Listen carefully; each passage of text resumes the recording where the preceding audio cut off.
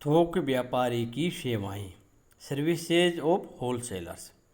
थोक व्यापारी फुटकर व्यापारी एवं उत्पादक के मध्य एक पुल का कार्य करता है। वह इन दोनों के प्रति महान सेवाएं देता है। इसके अतिरिक्त वह समाज के लिए भी हितकर है। अतः तीनों के प्रति की जाने वाली थोक व्यापारी की सेवाओं का हम विस्तार से अध्ययन करेंगे। पहला है उत्पादकों अथवा निर्माताओं के प्रति सेवाएं। एक थोक व्यापारी उत्पादकों या निर्माताओं के लिए निम्न प्रमुख सेवाएं प्रदान करता है। वितरण संबंधी सुविधाएं। थोक व्यापारी निर्माताओं अथवा उत्पादकों को छोटी छोटी मात्रा में माल वितरण की समस्त समस्याओं से मुक्त कर देता है। इससे निर्माताओं अथवा उत्पादक अपने उत्पादन में अधिक कुशलता प्राप्त कर सकते हैं। बाजार सूचना संबंधी सुविधाएं। थोक व्यापारी दूसरी महत्वपूर्ण सेवा यह करता है कि बाजार संबंधी सभी सूचनाएं उत्पादकों को देता रहता है। इन सूचनाओं के आधार पर ही तो उत्पादक अपने उत्पादन का निर्धारण करता है। बड़े पैमाने पर उत्पादन। क्योंकि थोक व्यापारी उत्पादक को उसके माल के वितरण की समस्या से मुक्त कर देता है और अकेला ही भारी मात्रा में माल का क्रय करता है। इससे बड़े पैमाने पर उत्पादन को प्रोत्साहन मिलता है। मौसमी वस्तुओं का सदैव उत्पादन संभव। थोक व्यापारी उत्पादक से माल का क्रय कर स्टॉक कर लेता है। जो उद्योग मौसमी वस्तुओं का उत्पादन करते हैं और उनका माल मौसम के अभाव में नहीं बिकता है, उस मौसम में उस उद्योग का माल थोक व्यापारी स्टॉक करके रख लेता है। इससे मौसम के अभाव में भी कारखानों में उत्पादन होता रहता है। वित्तीय सहायता। थोक व्यापारी प्रायः उत्पादकों को माल के क्रयादेश के संबंध के साथ ही माल के मूल्य का अग्रिम भुगतान कर देते हैं। इससे उत्पादकों को काफ़ी वित्तीय सहायता मिल जाती है। माल के संग्रह से मुक्ति। प्राय थोक व्यापारी जब माल का क्रयादेश बेचता है तभी उत्पादक माल का उत्पादन या निर्माण कार्य करता है। अतः जो ही माल तैयार होता है त्यों त्यों उत्पादक थोक व्यापारी के पास माल भेज देता है। परिणामस्वरूप उत्पादक को माल के संग्रह से मुक्ति मिल जाती है। मूल्य स्थिरीकरण। थोक व्यापारी मूल्य की घटाबढ़ी को रोकने में सहायता पहुंचाते हैं। वे मंदी के समय माल संग्रह करते हैं और भाव में वृद्धि के समय बाजार में माल का विक्रय करते हैं। इससे मूल्य स्थिरीकरण होता है। विदेशी व्यापारियों के संपर्क से लाभ। कई बड़े बड़े थोक व्यापारी अनेक देशों में से माल का आयात तथा निर्यात करते हैं। इससे उत्पादक के माल का प्रचार होता है। इसके अतिरिक्त उत्पादक को विदेशी व्यापार में अपने माल की स्थिति का ज्ञान हो जाता है तथा माल का निर्यात करना भी संभव हो जाता है। माल का प्रमापीकरण तथा श्रेणीयन। थोक व्यापारी माल का प्रमापीकरण एवं श्रेणीयन भी करते हैं। इससे माल के मूल्य किस्म के प्रति लोगों का विश्वास बढ़ता है। विज्ञापन तथा विक्रय संवर्धन। थोक व्यापारी उत्पादक के माल का विज्ञापन करता है। इतना ही नहीं, वह विक्रय संवर्धन के साधनों का प्रयोग कर विक्रय वृद्धि करने का प्रयास करता है। प्रशिक्षित विक्रयकर्ता। थोक व्यापारी के पास कई उत्पादों का माल होता है, अतः उसी कई विक्रयकर्ता नियुक्त करने पड़ते हैं। परिणामस्वरूप विक्रयकर्ताओं को आधुनिक विक्रय विधियों का प्रशिक्षण दिया जा सकता है। इससे उत्पादकों को लाभ मिलता है। अब फुटकर व्यापारियों के प्रति सेवाएं। आवश्यकता अनुसार माल की पूर्ति। थोक व्यापारी की ओर से फुटकर व्यापारी को सर्वप्रथम सेवा प्राप्त होती है कि वह फुटकर व्यापारी को आवश्यकता अनुसार माल की पूर्ति कर देता है। क्योंकि व्यापारी माल का संग्रह करके रखता है, अतः आवश्यकता पड़ते ही माल की तुरंत पूर्ति कर देता है।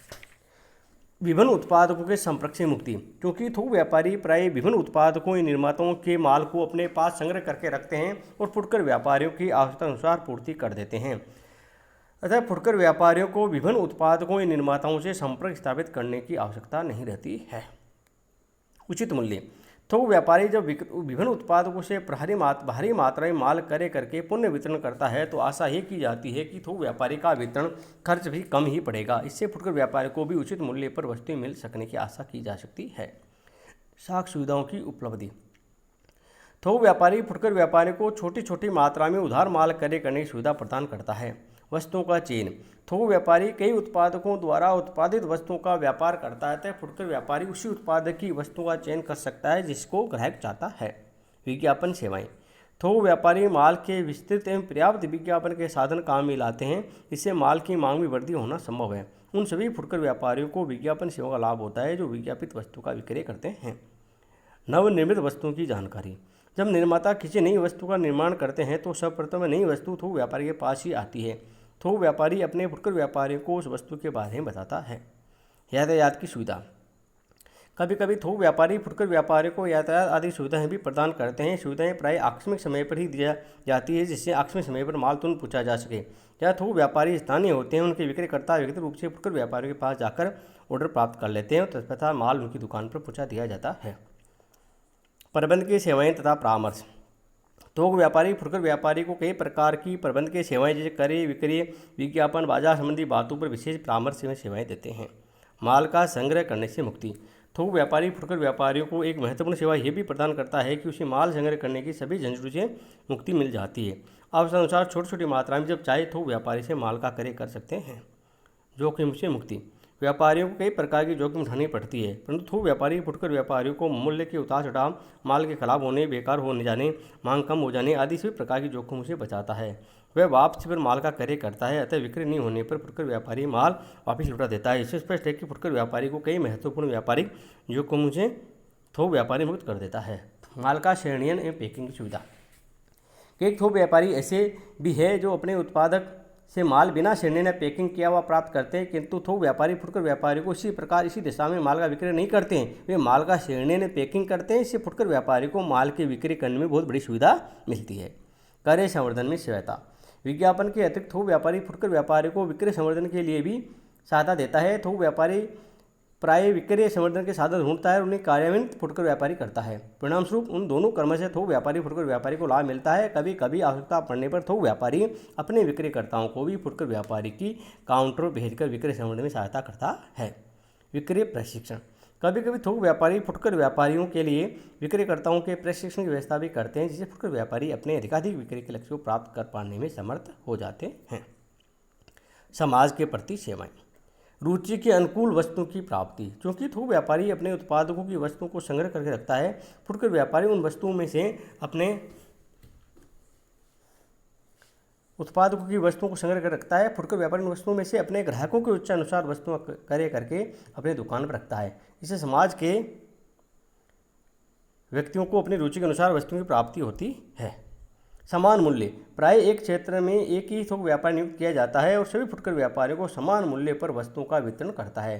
परिणामस्वरूप समाज के सभी व्यक्तियों को समान मूल्य पर वस्तुओं की उपलब्धि संभव है। उचित मूल्य। थोक व्यापारी कम लाभ पर लाभ माल का विक्रय करता है तथा कभी कभी फुटकर व्यापारी व्यक्तियों द्वारा लिए जाने वाले मूल्यों पर भी नियंत्रण करता है। कभी कभी थोक व्यापारी वस्तुओं की पैकिंग पर ही वस्तुओं का मूल्य लिख देते हैं। परिणामस्वरूप फुटकर व्यापारी को मुनाफाखोरी का अवसर नहीं मिल पाता है और ग्राहकों को उचित मूल्य पर वस्तुएं उपलब्ध हो जाती है। विशिष्टीकरण का लाभ। थोक व्यापारी उत्पादकों से भारी मात्रा में माल क्रय करके बड़े पैमाने के उत्पादन पर विशिष्टीकरण के लिए प्रेरित करता है। फलस्वरूप समाज को अच्छी वस्तुएं कम मूल्य पर उपलब्ध होती है। बाजार अनुसंधान का लाभ। आजकल थोक व्यापारी बाजार अनुसंधान करते हैं। इसे समाज की आवश्यकताएं, पसंद नापसंद, इच्छा आदि का ज्ञान प्राप्त करके उत्पादकों को उसी प्रकार के माल के उत्पादन की सलाह देते हैं। परिणामस्वरूप समाज को अपनी इच्छा अनुसार आवश्यकताओं की पूर्ति वस्तुएं उपलब्ध होती हैं। मूल्यों में घटबढ़ पर रोक। यह सर्वविदित है कि थोक व्यापारी माल का संग्रह करके रखता है। जब मूल्य गिरने लगते हैं तो माल का विक्रय बंद कर देता है और जब मूल्य बढ़ने लगते हैं तो माल अधिकाधिक मात्रा में विक्रय के लिए बाजार में रखता है। इससे मूल्य में घटबढ़ नहीं हो पाती है और समाज के जीवन स्तर पर किसी प्रकार का विपरीत प्रभाव नहीं पड़ पाता है। विज्ञापन। थोक व्यापारी वस्तुओं का विज्ञापन करते हैं, इससे अनेक लाभ समाज को प्राप्त होते हैं। विशिष्टीकरण का लाभ। थोक व्यापारी फुटकर व्यापारियों को प्रबंध के विक्रय संवर्धन, विक्रय प्रशिक्षण आदि की विभिन्न सेवाएं देता है। उनका अप्रत्यक्ष रूप से लाभ समाज को भी मिलता है। अब थोक व्यापारियों या मध्यस्थों का उन्मूलन। एलिमिनेशन ऑफ होलसेलर्स और मिडलमैन। आज मध्यस्थ के रूप में थोक व्यापारी विशेष चर्चा का विषय बना हुआ है। आज थोक व्यापारी व्यवसाय जगत में सामान्य चर्चा विषय न होकर वाद विवाद का रूप धारण करता जा रहा है। कुछ व्यक्तियों का कहना है कि थोक व्यापारी उत्पादक तथा उपभोक्ताओं के बीच अनावश्यक कड़ी है, जिन्हें जितना जल्दी हो सके हटा देना चाहिए।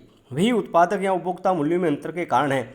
जबकि कुछ अन्य लोगों का मत है कि थोक व्यापारी उत्पादन फुटकर व्यापारी समाज के हित में अनेक सेवाएं देते हैं, अतः उन्हें हटा देना उचित नहीं है। हम थोक व्यापारियों के उन्मूलन के संबंध में अपने विचार प्रस्तुत करने से पूर्व पक्ष विपक्ष के तर्क को अध्ययन करेंगे। थोक व्यापारियों के उन्मूलन के पक्ष में तर्क। थोक व्यापारी अनावश्यक है। थोक व्यापारी वितरण का एक बेकार माध्यम है और उन्हें उसे हटा देना चाहिए। ये थोक व्यापारी हमारे द्वारा क्रय की जाने वाली वस्तुओं के मूल्यों में अत्यधिक एवं अनुचित वृद्धि करते हैं। आदि कई कथन सुनने को मिलते हैं। इन कथनों के कहने वाले थोक व्यापारियों को ठाने में अपनी सहमति प्रदान करते हैं और प्राय निम्न तर्क प्रस्तुत करते हैं। सामान्य तर्क। थोक व्यापारियों के उन्मूलन के पक्ष में निम्न सामान्य तर्क प्रस्तुत किए जाते हैं।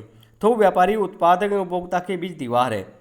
एक सामान्य व्यक्ति सर्वप्रथम यह तर्क प्रस्तुत करता है कि थोक व्यापारी उत्पादक एवं उपभोक्ता के बीच अनावश्यक दीवार है। थोक व्यापारियों के अभाव में उत्पादक अपनी श्रृंखलाबद्ध दुकानें खोल सकते हैं और उपभोक्ताओं से सीधा संपर्क बना सकते हैं। यदि अधिक उत्पादक फुटकर व्यापारी के माध्यम से माल का विक्रय करे तो भी ये उपभोक्ताओं के अधिक निकट आ सकता है, किंतु थोक व्यापारी की नियुक्ति करने पर उत्पादक का उपभोक्ताओं से कोई विशेष संपर्क नहीं रह पाता और वह उत्पादक उपभोक्ताओं के बीच अनावश्यक रूप में आ जाता है। थोक व्यापारी वस्तुओं के मूल्यों में वृद्धि करते हैं। थोक व्यापारी वस्तुओं के मूल्यों में अनावश्यक वृद्धि करते हैं। महाराष्ट्र राज्य में हुई एक सर्वेक्षण के आधार पर ज्ञात हुआ है कि थोक व्यापारी के कारण वस्तुओं के मूल्यों में लगभग 66% वृद्धि हो जाती है। सहायक कृषि आयोग ने कई वर्षों पूर्व उचित कहा था कि वे मध्यस्थ प्रासी जोंक है जो उत्पादक उपभोक्ता के खून को चूस कर मोटे होते जा रहे हैं, अतः उन्हें जितना जल्दी हो सके समाप्त करना चाहिए। अनावश्यक मध्यस्थ। बहुत से दलाल, आड़ते व थोक व्यापारी ऐसे हैं जिनकी उत्पादक से उपभोक्ताओं को माल पहुंचाने में कोई आवश्यकता नहीं है। ऐसे मध्यस्थ अनावश्यक बीच में कमीशन खाते हैं। वास्तव में व्यवसाय में प्राय इनका स्थान सड़क किनारे बने हुए उन अनेक आवश्यक स्रोत हैं जो माल को निर्माताओं से उपभोक्ताओं तक की यात्रा में उन्हें अनावश्यक रूप से रोक लिया जाता है। उत्पादकों या निर्माताओं के दृष्टिकोण से तर्क। थोक व्यापारियों के उन्मूलन के संबंध में निर्माताओं के दृष्टिकोण से निम्न तर्क दिए जा सकते हैं। अधिक लाभ। निर्माताओं की दृष्टि से उद्योग व्यापारियों के उन्मूलन के संबंध में ये तर्क दिया जा सकता है कि वे सभी उपभोक्ताओं को या फुटकर व्यापारियों को माल का विक्रय कर अधिक लाभ प्राप्त कर सकेंगे। ग्राहकों को का प्रत्यक्ष ज्ञान। निर्माताओं की दृष्टि से दूसरा महत्वपूर्ण तर्क ये है कि सभी बाजार न करके ग्राहकों में बाजार की जानकारी प्राप्त कर सकते हैं। वे केवल थोक व्यापारियों पर निर्भर नहीं हैं। कुशलतापूर्वक विक्रय। थोक व्यापारियों के अभाव में निर्माता सभी अधिक फुटकर व्यापारियों तक पहुंचे तो थोक व्यापारियों की अपेक्षा ज़्यादा अच्छी तरह से ज़्यादा माल विक्रय कर सकते हैं। वे बड़े पैमाने पर विज्ञापन, विक्रय संवर्धन के साधनों का प्रयोग कर अधिक कुशलतापूर्वक माल विक्रय कर सकते हैं। स्वयं के ब्रांड की वस्तु का विक्रय। प्राय थोक व्यापारी अपने निर्माता के ब्रांड की वस्तु का ही विक्रय करना अधिक पसंद नहीं करता है, बल्कि अपने सेवक के ब्रांड की वस्तु को विक्रय करना अधिक पसंद करता है, किंतु थोक व्यापारी के हट जाने से निर्माता आसानी से अपने ब्रांड की वस्तु का विक्रय कर सकेगा। भंडारण क्षमता में वृद्धि। अब कई उत्पादकों ने अपने माल संग्रह के लिए भंडारों की व्यवस्था कर ली है। वे माल के संग्रह के लिए थोक व्यापारी पर निर्भर नहीं है। सरकार भी क्षेत्र में बहुत कुछ सहायता प्रदान करने लगी है तथा सरकारी गोदाम भी किराए पर उपलब्ध होने लगे हैं। वित्तीय क्षमता में वृद्धि। आजकल उत्पादक थोक व्यापारियों के वित्तीय साधनों पर निर्भर नहीं है। बैंक व अन्य कई वित्तीय संस्थाएं उत्पादकों को अधिक सहायता देने को तत्पर है। कंपनी के प्रारूप के प्रचलन से एक संस्था के वित्तीय साधनों में विशेष रोज पाई जाने लगी है। इससे फुटकर व्यापारी को माल का उधार विक्रय करना भी संभव हो गया है। निर्माताओं के फुटकर व्यापार गृह। आजकल निर्माताओं के कई फुटकर व्यापार गृह उदाहरण विभागीय भंडार, श्रृंखला भंडार, उपभोक्ता सहकारी भंडार आदि खुलने लगे हैं तथा वे डाक द्वारा व्यापार भी करने लगे हैं। परिणाम स्वरूप वे थोक व्यापारियों, फुटकर व्यापारियों पर अपने माल के विक्रय के लिए पूर्णतः आश्रित नहीं है। कुशल यातायात एवं संदेशमान के साधनों का विकास।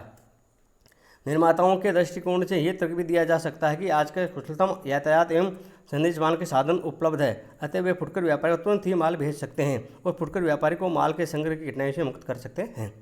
फुटकर व्यापारियों के दृष्टिकोण से तर्क। थोक व्यापारी अनुचित लाभ लेते हैं। थोक व्यापारी उचित कमीशन पर माल का सौदा नहीं करते वरन उनका लाभ भी बहुत अधिक होता है। कृषि वस्तुओं के विपणन के संबंध में तो ये अनुमान लगाया गया है कि थोक व्यापारियों का कमीशन 36% लेकर 53% तक होता है। थोक व्यापारी फुटकर व्यापार की आवश्यकता की तुरंत पूर्ति नहीं कर सकते हैं। प्राय थोक व्यापारियों के पास बहुत ज़्यादा मात्रा में स्टॉक नहीं होता है। परिणामस्वरूप फुटकर व्यापारियों को आवश्यकता अनुसार तुरंत माल नहीं भेज सकते हैं। इसलिए भी फुटकर व्यापारियों की दृष्टि से थोक व्यापारियों का कोई विशेष महत्व नहीं है। पर्याप्त कुशल सेवाओं का अभाव। कई थोक व्यापारी कितने ही फुटकर व्यापारियों को व्यापार संबंधित पर्याप्त सेवाएं भी उपलब्ध नहीं कराते हैं। इसी कारण कई फुटकर व्यापारी किसी विशेष थोक व्यापारी से माल खरीदना आवश्यक नहीं समझते हैं। वे प्रत्यक्ष रूप से निर्माताओं से माल क्रय करना अधिक पसंद करते हैं। अपर्याप्त साख सुविधाएं। प्राय कहा जाता है कि थोक व्यापारी फुटकर व्यापारी को पर्याप्त साख सुविधाएं देते हैं, किंतु वास्तव में थोक व्यापारी साख सुविधाएं कुछ एक गिने चुने फुटकर व्यापारी को ही दे पाते हैं। सामान्य फुटकर व्यापारी उनकी साख सुविधाओं से वंचित ही रहता है। मुनाफाखोरी एवं जुमाखोरी की प्रवृत्ति। कई थोक व्यापारियों पर फुटकर व्यापारी वर्ग ये भी दोषारोपण करते हैं कि वे अपने पास माल जमा करके मुनाफाखोरी करते हैं। वे अपने इच्छा अनुसार ही व्यापारियों को माल का विक्रय करते हैं। माल की पूर्ति में जब कमी आती है तब वे अपने मित्रों रिश्तेदारों को माल का विक्रय करते हैं। परिणामस्वरूप वे स्वयं मुनाफा करने के साथ दूसरों की मुनाफाखोरी करने को प्रोत्साहित करते हैं। विक्रय के बाद सेवा का अभाव। थोक व्यापारी विक्रय के बाद सेवा देने का आश्वासन देते हैं, किंतु प्राय वे अपने फुटकर व्यापारियों को विक्रय के बाद सेवा प्रदान नहीं कर पाते हैं। परिणामस्वरूप फुटकर व्यापारी अपने ग्राहकों को भी सेवा प्रदान नहीं कर सकते हैं और ग्राहकों के साथ धोखा होता है। उपरोक्त तर्कों से स्पष्ट होता है कि थोक व्यापारी का एक आधुनिक बाजार में कोई महत्वपूर्ण स्थान नहीं है। ऐसी स्थिति में हटा देना ही उचित है। किंतु अभी हमें इस पूछने से पूर्व विपक्षी विचारों और तर्कों का भी अध्ययन करना चाहिए। अब है थोक व्यापारियों के उन्मूलन के विपक्ष में तर्क। जहाँ एक और विचारधारा प्रबलशाली होती जा रही है कि थोक व्यापारी अनावश्यक मध्यस्थ है, उन्हें हटा देना चाहिए, वहाँ दूसरी ओर यह भी कहा जाता है और तर्क दिए जाते हैं कि थोक व्यापारी उत्पादक उपभोक्ता के बीच एक आवश्यक मध्यस्थ है। उनके द्वारा प्रदत्त सेवाओं में विशिष्ट कर ज्ञान के कारण उनकी मध्यस्थता अति आवश्यक है। कलराग ने स्पष्ट शब्दों में लिखा है कि मध्यस्थों को उठाने संबंधी अधिकांश तर्क इस गलत धारणा से उत्पन्न होते हैं कि जितने कम मध्यस्थ होंगे, माल उतना ही जल्दी कुशलतापूर्वक मित्रता के साथ उत्पादक से उपभोक्ताओं को पूछा जा सकेगा। उनका तर्क है कि उत्पादन में इस विषय पर विवाद नहीं होता है कि श्रम विभाजन से अच्छा व सस्ता उत्पादन होता है, लेकिन बहुत से भूल जाते हैं कि विशिष्टीकरण में श्रम विभाजन के लाभ उत्पादन के समान वितरण में भी प्राप्त किए जा सकते हैं। निर्माताओं या उत्पादकों के दृष्टिकोण से तर्क। सामान्यतः थोक व्यापार को बनाए रखने के संबंध में निर्माताओं या उत्पादकों के दृष्टिकोण से तर्क। पहला है संपर्क संख्या में वृद्धि। थोक व्यापारियों के उन्मूलन से निर्माताओं की संपर्क संख्या में वृद्धि हो जाएगी, यद्यपि बिक्री की मात्रा पूर्ववत ही बनी रहेगी। दूसरे शब्दों में एक निर्माता को थोक व्यापारियों के अभाव में कई फुटकर व्यापारियों को माल का विक्रय करना पड़ेगा, जिससे निर्माताओं की संचालन लागत में वृद्धि होगी। संग्रह की समस्या। थोक व्यापारी के उन्मूलन से संग्रह की समस्या भी निर्माता के सामने उपस्थित होगी तथा इसके लिए कितने ही अतिरिक्त धन की व्यवस्था करनी होगी। विशिष्ट ज्ञान का अभाव। निर्माताओं को वितरण के संबंध में इतना ज्ञान है जितना थोक व्यापारी को। थोक व्यापारी मांग, फैशन तथा व्यापारिक परिस्थितियों के संबंध में सही अनुमान लगा ले सकते हैं, जिसका लाभ थोक व्यापारी की अनुपस्थिति में निर्माताओं को भी प्राप्त नहीं हो सकेगा। वित्तीय समस्याओं की संभावना। थोक व्यापारी के अभाव में निर्माताओं के समक्ष वित्तीय समस्या भी आ सकती है। थोक व्यापारी को हटा देने पर उनसे जो अग्रिम भुगतान व जमानत की राशि प्राप्त होती है वे उनके अभाव में प्राप्त नहीं हो सकेगी। परमापीकरण या पैकिंग व संयंत्रण का भार। थोक व्यापारी के उन्मूलन से निर्माताओं को परमापीकरण, पैकिंग तथा संयंत्रण का कार्य भार वे स्वयं को उठाना पड़ेगा। इसे विक्रय वितरण व्यय में वृद्धि होगी, जो अंततः वस्तु की विक्रय लागत में वृद्धि करेंगे। फुटकर व्यापारियों के दृष्टिकोण से तर्क। फुटकर व्यापारियों के दृष्टिकोण से थोक व्यापार को बनाए रखने हेतु निम्न तर्क दिए जा सकते हैं। बाहरी स्टॉक संग्रह। फुटकर व्यापारियों की दृष्टि से थोक व्यापारी एक आवश्यक मध्यस्थ है, जो थोक व्यापारियों के अभाव में उन्हें भारी मात्रा में स्टॉक एकत्रित करके रखना पड़ेगा, जो उनके लिए कठिन है। यद्यपि कई उत्पादक अपने फुटकर व्यापारियों को आवश्यकतानुसार तत्काल माल की पूर्ति कर सकते हैं, किंतु सभी उत्पादक ऐसा करने में असमर्थ रहते हैं। भारी पूंजी की आवश्यकता। थोक व्यापारी को हटाने से भारी मात्रा में स्टॉक एकत्रित करने से फुटकर व्यापारियों को भारी पूंजी की आवश्यकता होगी, जो सीमित साधनों वाले फुटकर व्यापारी नहीं जुटा सकते। गोदाम की समस्या। थोक व्यापारियों के उन्मूलन से एक नई समस्या गोदाम की समस्या भी उत्पन्न होगी। फुटकर व्यापारी को प्रत्यक्ष रूप से निर्माता से माल क्रय करना पड़ेगा, अतः गोदाम की समस्या का जन्म होना स्वाभाविक ही है। अनेक निर्माताओं से संपर्क आवश्यक।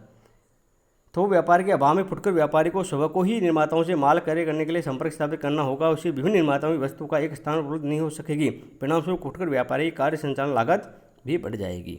यातायात की समस्या। फुटकर व्यापारी द्वारा प्रत्यक्ष रूप से निर्माता संपर्क स्थापित कर माल क्रय करने से फुटकर व्यापारी को यातायात समस्या का भी सामना करना पड़ेगा। प्रायः थोक व्यापारी के अभाव में फुटकर व्यापारी को स्वयं को यातायात की व्यवस्था करनी पड़ेगी। भारी जोखिम।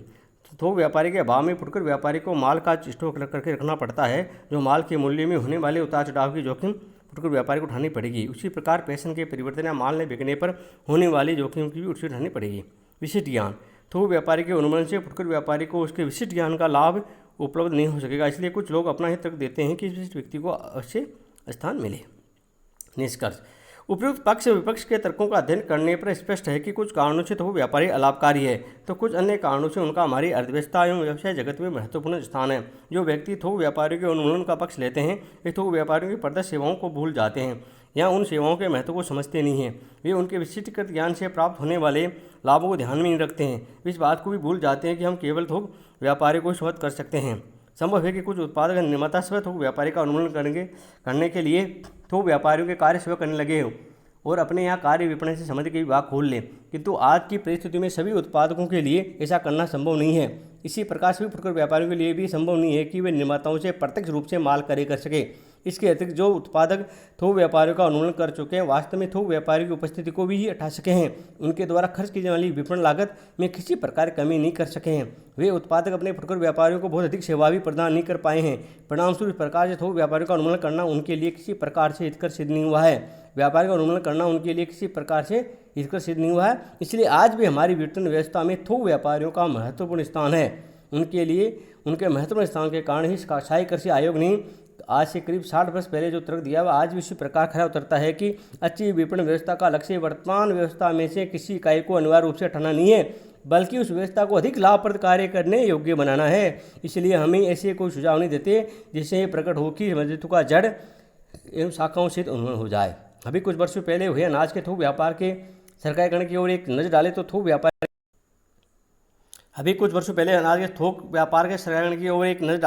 व्यापार के उन्मूलन का अनुचित सिद्ध हो जाता है। वास्तव में हमारी विकासशील अर्थव्यवस्था में आज भी इनका महत्वपूर्ण स्थान है। हमारे देश की बड़ी बड़ी कंपनियां थोक व्यापारिक सेवाओं से लाभान्वित हैं। इस बात का अनुमान हम हिंदुस्तान लीवर लिमिटेड बम्बई के भूतपूर्व उपाध्यक्ष श्री पीएल टंडन के शब्दों से लगा सकते हैं। थोक व्यापारी हमारे माल के विक्रय करने वाले हजारों फुटकर व्यापारियों के बीच प्रभावशाली और घनिष्ठ संबंध स्थापित करते हैं तथा वे समस्त कार्य का संलग्न अपने लाभ तथा हमारी मित्रता को ध्यान में रखकर करते हैं। वे हमारे प्रति वफादार और हम इसके बदले में उन्हें आधार देते हैं तथा उनके हितों का सदैव उन पर अपने ध्यान में रखते हुए कार्य करते हैं।